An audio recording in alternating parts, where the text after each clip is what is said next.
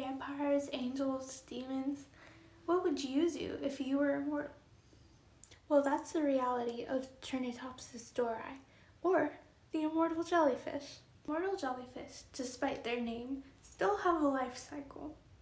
They start out as larvae in the form of polyps, and those polyps eventually mature into what's called a medusa, or the mature adult jellyfish. But the thing about immortal jellyfish is that if they get hurt, or if they're in any type of distress or trouble, they can revert back to their polyp state using a process called transdifferentiation. Transdifferentiation is a process where cells will go under a molecular change to take a tissue and change its phenotype. This means the jelly retains all of the DNA it had before, but it can still change the function and type of cell after it reverts back into its polyp state.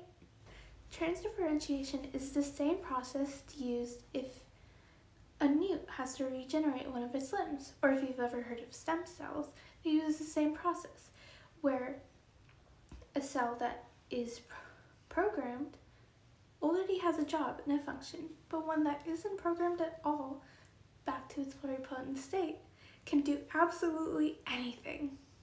Transdifferentiation can be broken down into reversion and programming, or technically dedifferentiation and regeneration.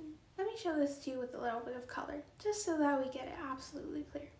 Imagine you have a little bit of black. Let's consider this the polyp. As the polyp matures, it will evolve into dark blue, activating the genetic code which makes it look blue. If the mature jelly gets hurt or injured, it'll revert, going back to black, and will over time reprogram itself again to mature, maybe into blue, but also maybe into a new adapted form, such as purple. Now, apart from the fact that immortal jellyfish are super cool, why are scientists studying them? Scientists look and study how transdifferentiation works in a lab or a controlled environment so that they can make sure that they can control the process and see how it works in other things such as human cells or material cells. Understanding how transdifferentiation works can help us with things like regenerating organ cells, or things such as creating renewable biologically based energy that can constantly be regenerated over and over again without the use of things such as fossil fuels. The possibilities are absolutely endless. Now that you know what it is and how it works, how would you use transdifferentiation to solve the problem?